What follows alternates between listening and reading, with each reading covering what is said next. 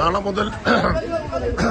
മുതൽ നിരോധനം ആരംഭിക്കുന്നതോടുകൂടി 60 ദിവസം ഈ ബോട്ടുകളെല്ലാം തീരത്തേക്ക് അണയുകയാണ്. അപ്പോൾ ഈ ബോട്ടുകളുടെ വലയും മറ്റു സാധനങ്ങളും എല്ലാം ഒരു ഗോഡൌണുകളിലേക്ക് മാറ്റുകയാണ്. അപ്പോൾ 2 മാസം ഈ ബോട്ടുകൾ കെട്ടിയിട്ടാൽ തന്നെ ഇതിന്റെ മെയിന്റനൻസും അതുപോലെയുള്ള പ്രശ്നങ്ങളും എഞ്ചിന്റെ കാര്യങ്ങളൊക്കെ റൺ ചെയ്യാതിരുന്നാൽ ഒരുപാട് സാങ്കേതിക ബുദ്ധിമുട്ടുകളുണ്ട്. ഇതിന് പ്രത്യേകിച്ച് സർക്കാരിൽ നിന്നോ അല്ലെ ഈ സംരംഭകർക്ക് യാതൊന്നും കിട്ടുന്നില്ല. ഇതിന്റെ ഇപ്പൊ നിരോധനം എന്തോട്ടാ? അപ്പൊ ഇനി നിങ്ങളെ ഈ ദിവസം ഇനി എന്താ നിങ്ങളുടെ പണി? ഇനി നിങ്ങള് വള്ളത്തിലല്ലേ വള്ളത്തില്? ചിലര് വള്ളത്തിൽ പോകും, ചിലര് വീട്ടിലിരിക്കും. 10 ലക്ഷം രൂപ അടുത്ത പണിക്ക് പോകണമെങ്കിൽ എന്താ 10 ലക്ഷം രൂപ ഇതിന്റെ മെയിൻ്റെനൻസ് എല്ലാം കൂടെ. അപ്പൊ ഇത് ബോട്ട് ഓടാതെ കിടന്നാലും ബുദ്ധിമുട്ടല്ലേ? അത് തന്നെ ഓടാതെ 10 ലക്ഷം രൂപ അടുത്ത പണിക്ക് പോകണമെന്നുണ്ടെങ്കിൽ ഓഗസ്റ്റ് 1 5 ലക്ഷം 6 ലക്ഷം 8 ലക്ഷം ചിലവാണ്. അപ്പൊ പിന്നെ നിങ്ങള് ഇതിന് ഈ 2 മാസത്തെ നിങ്ങളുടെ ജീവിത ചെലവും കാര്യങ്ങളൊക്കെ എങ്ങനെ? ചെലവ് കാര്യങ്ങളൊക്കെ സ്വന്തമായിട്ട് പോക്കറ്റിനടുത്ത് ചെയ്തോണം. സർക്കാർ റേഷൻ തരുമല്ലോ. എന്ത് റേഷനാ? വള്ളത്തിൽ പോയിക്കൂടെ? വള്ളത്തിൽ പോകാന്ന് പറഞ്ഞാൽ വള്ളത്തിലെല്ലാം നിറയെ ആൾക്കാർ നിൽക്കല്ലേ, പിന്നെ എങ്ങനെ പോകാൻ പറ്റും വള്ളത്തില്? അല്ല, ഇത് ഇവര് പറയുന്നത് 2 മാസം എന്ന് പറഞ്ഞാൽ ഈ ബോട്ടിന്റെ മെയിന്റനൻസും അതിന്റെ സാങ്കേതിക തകരാറും ഒക്കെ വലിയൊരു പ്രശ്നമാണ്. അതുപോലെ തന്നെ വള്ളത്തിലൊക്കെ നിറയെ ആളുകളുള്ളതുകൊണ്ട് അവിടെയും അവർക്ക് ജോലി കിട്ടാൻ പാടെന്നാണ് ഇവർ പറയുന്നത്.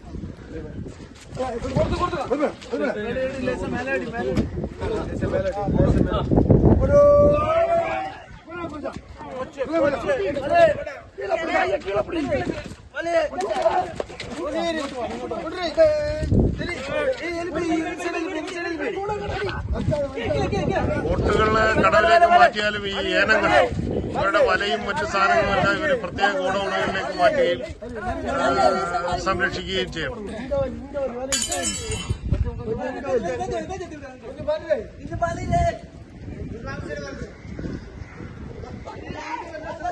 യന്ത്രവൽകൃത ട്രോളിംഗ് മത്സ്യബന്ധനം നിശബ്ദമാകുന്നതോടുകൂടി ഈ തുറമുഖത്ത് ഒരു മ്ലാനതയുണ്ടാവും. അനുബന്ധ വ്യവസായം, പിന്നെ ഇതേപോലെ പീലിംഗ് ഷെഡുകള്, ചരക്കെടുപ്പുകാർ, ലേലക്കാർ, അങ്ങനെ അനുബന്ധമായ ആയിരക്കണക്കിന് വ്യവസായികൾ, തൊഴിലാളികളുണ്ട് ഈ മേഖലയിൽ.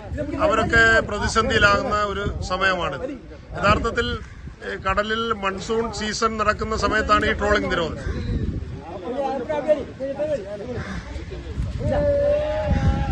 ഇന്ന് പണിക്ക് പോയിരുന്നു? ഇന്ന് പണിക്ക് പോയിട്ട് വന്നതാണ്. എങ്ങനെയുണ്ടായിരുന്നു? ഭയങ്കര കാറ്റ് കണ്ട് തിരിച്ചു ഓടി. 5 ദിവസം കൊണ്ട് കാറ്റാണ്, ഭയങ്കര കാറ്റ്. അപ്പൊ ഇപ്പം 9-ാം തീയതി വരെ പണിയെടുക്കാം. ഞാൻ പറ്റാതെ ഓട് ഓടിക്കായിരിക്കും. നേരത്തെ ബോട്ടൊക്കെ ഓടി കെട്ടിയിട്ട് കാറ്റൊക്കെ. നിങ്ങൾ എവിടെ നിന്ന് വരുന്നവരാ? ഞങ്ങൾ കുളത്തിൽ. ഈ വല ബോട്ടിനകത്ത് എത്ര വലയുണ്ട്? 10 വല. ഇപ്പൊ ഗുജറാത്ത് വല അത് നമുക്കില്ല. ഇല്ല, അത് കടലിന് ദോഷമാണോ? അത് അറിയത്തില്ല, ആ പണിക്ക് പോകത്തില്ല. അപ്പൊ നിങ്ങൾക്ക് ഈ സമയത്ത് ചൂണ്ടപ്പണിക്ക് പോയിക്കൂടെ? ഈ ടൈമിൽ പോകത്തില്ല ചൂണ്ടപ്പണി. അല്ല, ഈ ബോട്ടുകൾക്ക് ഇപ്പൊ ചൂണ്ടപ്പണി ഒത്തിരി എടുക്കത്തില്ല. ഫിഷിംഗ് ബോട്ടുകൾ പോകത്തില്ല, ചെറിയ ബോട്ടുകൾ. ഇത് നമുക്ക് ഫിഷിംഗ് ബോട്ടാണ്. ചൂണ്ടപ്പണിക്ക് വേറെ ബോട്ടുണ്ട്. എത്ര തൊഴിലാളികളുണ്ട് നിങ്ങളുടെ ബോട്ടിൽ? 10 ആൾ. 10. ഇത് എത്ര അടി ബോട്ടാ നിങ്ങളുടെ? 80. 80 അടി. 100 അടി 110 അടി ബോട്ടുകളുണ്ടല്ലോ. അത് പുതിയ ബോട്ടാണ്. എന്ത് ബോട്ടിന്റെ പേര്? കൃപാസനം. ഇത് നോട്ടിക്കൽ ടൈപ്സ്.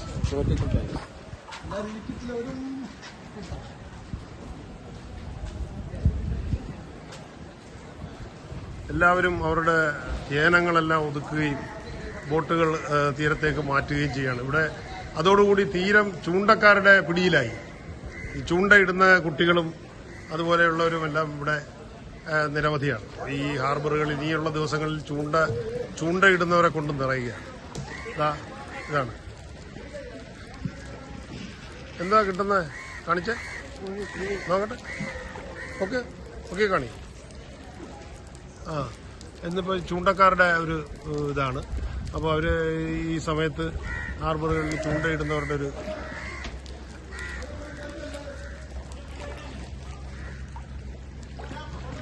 കടലിലെ പ്ലാസ്റ്റിക് മാലിന്യങ്ങൾ വലിച്ചെറിയുന്നത് ഒരു കടലിൽ സാധാരണ യന്ത്രവൽകൃത ബോട്ടിൽ പണിയെടുക്കുന്നവർ പറയുന്നത് തീരക്കടലിൽ വല വലിച്ചു കഴിഞ്ഞാൽ ചരക്ക് കിട്ടുന്നതിനോടൊപ്പം അതിനേക്കാൾ ഇരട്ടി പ്ലാസ്റ്റിക് മാലിന്യങ്ങളാണ് അവരുടെ വലയിൽ കയറുന്നതാണ്. അപ്പോൾ നമ്മൾ അത്തരം ഒരു ബോധവൽക്കരണമോ അല്ലെങ്കിൽ തീരക്കടലിൽ ഈ പ്ലാസ്റ്റിക്കുകൾ ഇടരുത് എന്ന് പറയുന്ന തരത്തിലുള്ള ബോധവൽക്കരണമോ മറ്റൊന്നും ഇല്ല.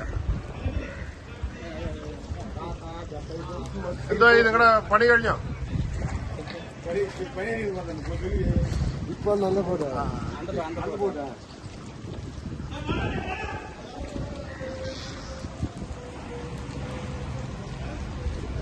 ട്രോളിംഗ് നിരോധനം വന്നു കഴിഞ്ഞാൽ ചൂണ്ടക്കാരുടെ ഒരു കേന്ദ്രമായി മാറുകയും അത് ഹോബിയായിട്ടുള്ളവരും അത് ആസ്വദിക്കുന്നവരും ഈ ഹാർബറുകൾ പിടിച്ചടക്കും. എന്ത് മീനാ കിട്ടുന്നത്?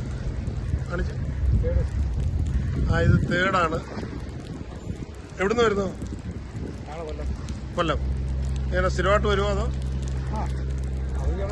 വരുമോ?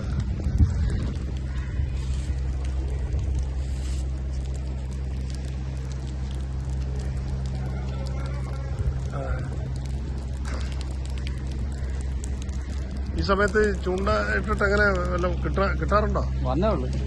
സാധാരണ സ്ഥിരമായിട്ട് വരുന്നതാണോ? അല്ല, നമ്മള് സ്ഥിരമായിട്ടൊന്നും ഇല്ല, ഇത് ഹോബിയാ. ഇപ്പൊ അവസാന ദിവസമായ ഇന്ന് ലാസ്റ്റ് ദിവസം, അതായത് ഇനി 60 ദിവസം ട്രോളിംഗ് നിരോധനമാണ്. ഇന്നും കൂടെ ഫിഷിങ്ങിന് പോകാം. അവർക്ക് ഇന്നത്തെ ചരക്ക് കൊണ്ടുവന്ന് വിൽക്കാനുള്ള അവസരമുണ്ട്. അപ്പോൾ അതിന് വേണ്ടിയിട്ട് ബോട്ടുകൾ പണിക്ക് പോവുകയാണ്. ഉണ്ടോ? ഒരു ബോട്ട് പണിക്ക് പോവുകയാണ്. അവർ ഇനിയിപ്പോൾ നാളെ രാവിലെ വന്ന് ചരക്ക് വിറ്റ് തിരിച്ചു വരാനുള്ള ഒരു സാവകാശമുണ്ട്. ഇത് പ്രത്യേകതരം ബോട്ടുകളാണ്. ഇത് ട്രോളിംഗ് നിരോധന സമയത്തും ഫിഷ് ചെയ്യാവുന്ന തരത്തിലുള്ള ബോട്ടുകളാണ്. ഇത് ഇവർ ചൂണ്ടയ്ക്ക് പോകുന്ന ബോട്ടുകളാണ്. ഇപ്പോൾ ഈ ബോട്ടുകൾക്ക് തടസ്സമില്ല. അവർക്ക് ചൂണ്ടപ്പണി അങ്ങനെയുള്ള ഉൾക്കടലിലാണ്. ഇവരാണ് ഡിഗോ ഗാർഷ്യ വരെയും അതുപോലെ തന്നെ ആൻഡമാൻ നിക്കോബാർ ദ്വീപിന്റെ ഭാഗത്ത് വരെയും പോയി ചൂണ്ടയിട്ട് പിടിക്കുന്ന ബോട്ടുകൾ, ചൂണ്ട ബോട്ടുകളാണ്.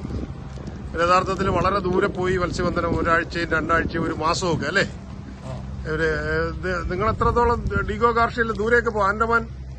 ആൻഡമാൻ അടി വേറെ ഇപ്പം ലക്ഷദ്വീപ് ആ സ്ഥലങ്ങളിലെല്ലാം ഇപ്പം പോയിട്ട് വന്നതാ. പണിക്ക് പോയിട്ട് വന്ന്. എന്തുതരം മീനാണോ കിട്ടുന്നത് നിങ്ങൾക്ക് അവിടെ? വന്നിട്ട് കേര, അവിടെ ചൂര കുറവായിട്ടാ കിട്ടുന്നത്. തള, കട്ടക്കൊമ്പൻ, വലിയ വലിയ മീനാ കിട്ടുന്നത്.